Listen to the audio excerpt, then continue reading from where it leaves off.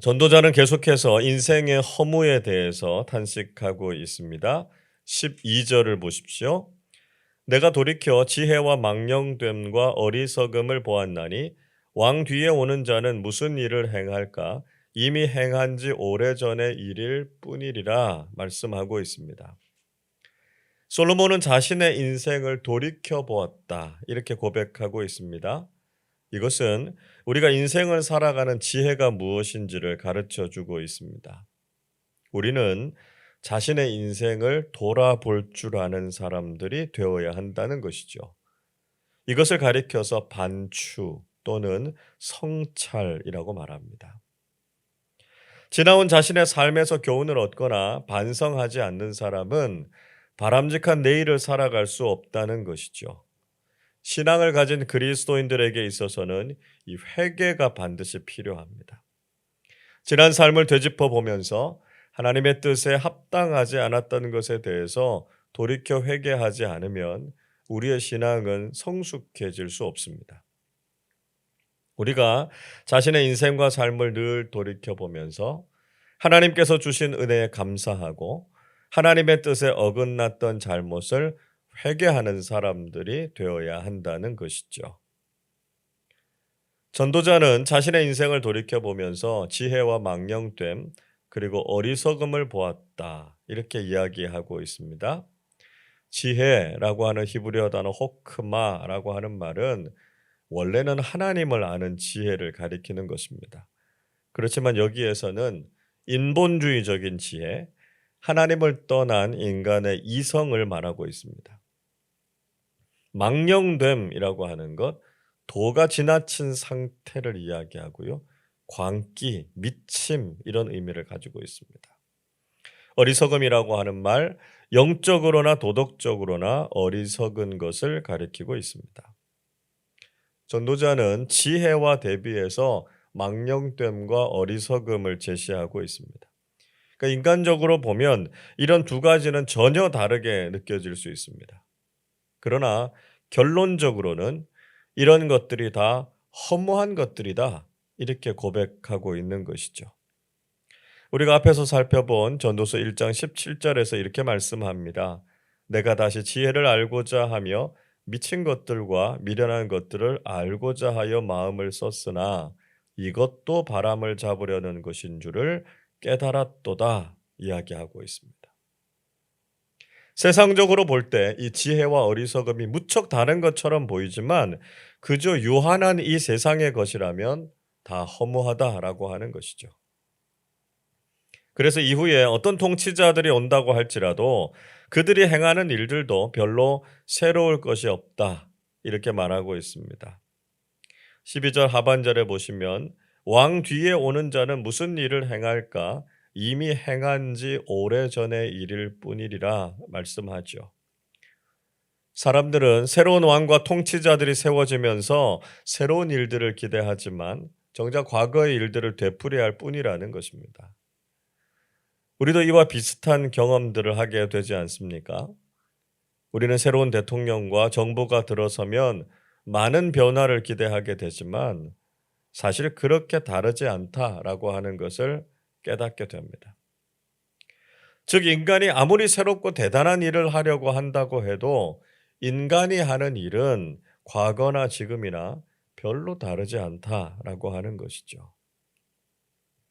여러분 우리는 사람에게 기대를 걸거나 인간적인 소망을 가지고 살아갈 때가 있습니다.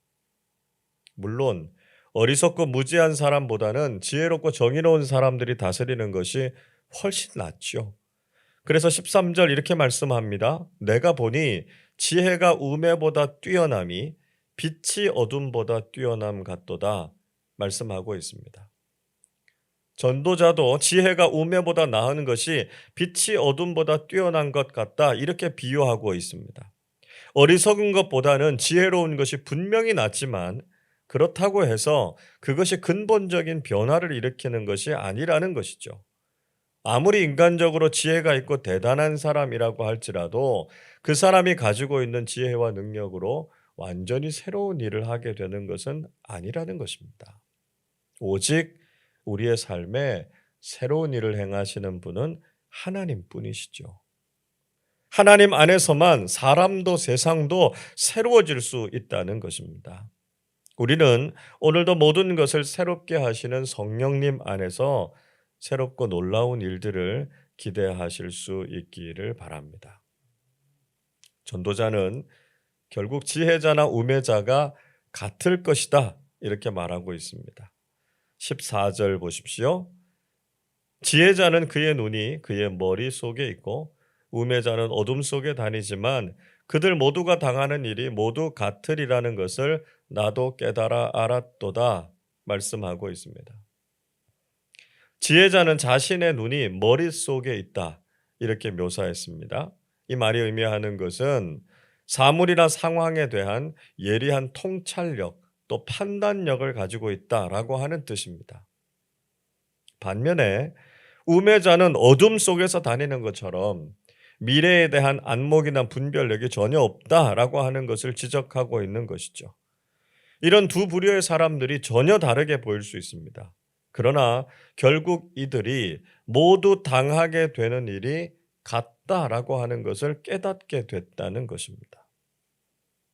15절에서도 이렇게 말씀하죠. 내가 내 마음속으로 이르기를 우매자가 당한 것을 나도 당하리니 내게 지혜가 있었다 한들 내게 무슨 유익이 있으리요 하였도다. 이에 내가 내 마음속으로 이르기를 이것도 헛되도다 하였도다 말씀합니다. 전도자는 지혜로운 사람이든 어리석은 사람이든 그들이 모두 당할 일을 생각해 보았을 때 지혜가 있다는 것이 무슨 유익이 있느냐 이렇게 탄식하고 있습니다. 아무리 현명하고 통찰력이 있다고 하더라도 그것이 허무하다라고 하는 것이죠. 자, 도대체 당할 일이라고 하는 것이 무엇을 가리키는 걸까요? 그것은 죽음 앞에서 모든 사람이 동일하다라고 하는 것입니다. 자, 16절 말씀을 우리 한 번 더 같이 읽어보겠습니다. 지혜자도 우매자와 함께 영원하도록 기억함을 얻지 못하나니 후일에는 모두 다 잊어버린 지 오래일 것임이라. 오호라 지혜자의 죽음이 우매자의 죽음과 일반이로다. 아무리 지혜로운 사람도 영원히 살지 못한다라고 하는 것이죠. 어리석은 사람들이 죽은 후에 잊혀지는 것처럼 지혜로운 사람도 결국은 죽으면 잊혀지게 된다는 것입니다. 지혜도 어리석음도 죽음 앞에서 다 동일하지 않느냐라고 하는 것이죠. 그래서 흔히 사람들은 죽음 앞에서는 모든 사람들이 다 평등하다 이렇게 말하지 않습니까? 돈이 있는 사람이나 없는 사람이나 권력을 가진 사람이나 못 가진 사람이나 배운 사람이나 못 배운 사람이나 모두가 다 죽는다는 것이죠. 그래서 이런 죽음을 생각해 보면 우리가 지금 이 세상에서 어떻게 살아가는가라고 하는 것이 그리 큰 차이가 없다라고 하는 것입니다. 인생이 결국 죽음으로 끝난다면 우리는 생에 대한 비관에 빠지게 됩니다. 자, 17절 말씀도 같이 읽어보겠습니다. 이러므로 내가 사는 것을 미워하였노니 이는 해 아래에서 하는 일이 내게 괴로움이요 모두 다 헛되어 바람을 잡으려는 것이기 때문이로다. 전도자는 자신이 사는 것을 미워했다 이렇게 이야기하고 있고요. 이 세상에서 하는 모든 일이 괴롭고 헛되다 이렇게 고백했습니다. 그는 철저하게 인생 무상과 허무주의 또 비관적인 인생론에 빠져 있는 것처럼 보입니다. 그렇습니다. 이 세상이 전부라고 생각하고 인간적인 관점에서만 생각해 보면 우리의 삶이라고 하는 것은 허무할 수밖에 없는 것이죠. 그래서 우리는 유한하고 덧없는 이 세상과 인간에게 소망을 두고 살아서는 안 된다는 것입니다. 여러분, 죽음 앞에서 모든 인간은 평등하지만 우리는 공평하신 하나님을 믿을 때 진정한 소망을 발견하게 됩니다. 육신의 죽음이 모든 것의 끝이라고 한다면 평등하다 이렇게 느끼기는 하겠지만 결코 공평할 수는 없습니다. 이 세상에서의 삶이 다 다를 텐데요. 모두 죽는 것으로 다 끝나버린다면 그건 절대로 공평한 것이 아니죠. 공평하신 하나님께서는 우리가 어떻게 살아왔는지를 보시고 그것을 평가하시는 분이십니다. 우리는 인생의 마지막에 하나님의 심판대 앞에 서게 될 것이고 믿음으로 산 사람들은 영생을, 그렇지 않은 사람들은 영벌을 받게 될 것입니다. 그렇기 때문에 우리가 살아가는 인생은 절대로 허무하지 않습니다. 죽음으로 끝나야 할 허무한 인생을 하나님께서 구원해 주셨고요. 영원한 하나님 나라를 소망하게 하셨기 때문입니다. 그래서 우리가 세상적인 관점에서 허무주의나 비관론에 빠지는 것이 아니라 공평하시고 영원하신 하나님께 소망을 두고 살아가실 수 있기를 바랍니다. 우리가 믿음으로 살아온 이 시간들은 결코 무의미하지도 허무하지도 않습니다. 세상 속에서는 새로운 것이 없지만 성령님 안에서 거듭나면 우리는 완전히 새로운 삶을 살게 됩니다. 그리고 그 삶은 결국 영원한 천국의 기쁨과 축복으로 이어지게 된다는 것이죠. 오늘도 인간적이고 세상적인 일들로 고뇌하거나 허무함을 느끼는 것이 아니라 하나님 안에서 참된 소망과 기쁨을 누리는 하루가 되시기를 주님의 이름으로 축원합니다. 기도하겠습니다. 우리에게 영원한 소망과 생명을 허락하신 하나님께 감사와 찬양을 드립니다.